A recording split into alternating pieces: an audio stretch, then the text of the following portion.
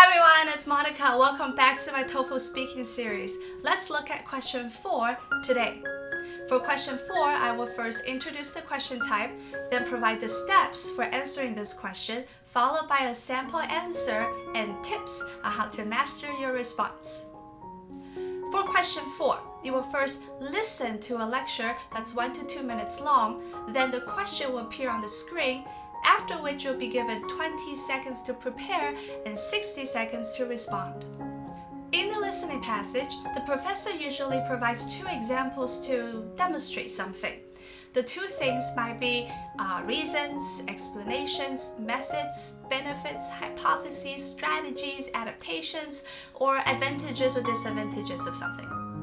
Your job is to summarize the 2 examples in order to clearly demonstrate how the 2 examples help illustrate the 2 points the professor mentions.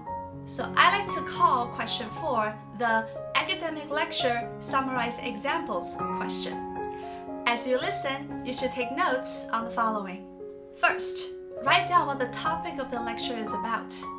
Second, write down what the first point is, followed by its example. Finally, write down what the second point is, and followed by its example. Let's try a question 4 together. Listen to part of a lecture in a biology class. One of the most important factors that determine an animal's chance of survival in the wild is its ability to adapt to its environment, especially if the animal lives under harsh conditions. 2 of the adaptations that help animals adapt to extreme climates are insulation and hibernation. For many animals living in extremely cold temperatures, being able to insulate their bodies from the surrounding environment is crucial. When humans are cold, we put on jackets and mittens. It's a similar case with animals, except their clothing is in the form of fat, oil, fur, and feathers, which can shield animals from the cold. Take polar bears, for example. They have a layer of blubber up to 10 centimeters thick, covered with about 15 centimeters of fur. These layers of insulation protect them from the extreme Arctic cold. In fact, they are so well insulated that they are almost invisible to thermal imaging cameras. Another key adaptation is hibernation, which is a state of deep sleep. Many animals hibernate. Take the black bears in America, for instance. Sleeping through the wintertime is not only a great way for them to escape the cold, but it's also a clever survival strategy when resources are scarce. When they sleep, their body temperatures drop, and their heartbeat and breathing slows down as well, which helps to conserve the energy they have stored to pass the winter. When the lecture ends, the question will appear on the screen. Using points and examples from the lecture, explain 2 adaptations that help animals survive extreme climates. Your notes should look something like this. This lecture is about adaptations of animals in extreme climates. The professor mentioned 2 adaptations. You need to write down both of the keywords here. First is insulation, second is hibernation. For insulation and hibernation, you should write down a few keywords to help you explain what they are. Then, each of the adaptation that was mentioned was followed by an example. The example is of 2 animals. For insulation, the professor used polar bears. For hibernation, the professor used black bears in America. Now, make sure you write down the name of the animal that is mentioned. Then write down as many key facts that will help you explain what the adaptation is. In this case, for polar bears, the professor mentioned the layers of insulation that it has, and you need to write down the specific information that is given, like blubber being 10 centimeters thick and the fur being 15 centimeters thick. For hibernation, the professor used the example of black bears and explained how hibernation helps black bears not only to escape the cold but also to conserve energy so that it doesn't have to compete for resources, which is scarce in the wintertime. Using your notes, your response should include the following. First, summarize the topic. Second, explain the first point.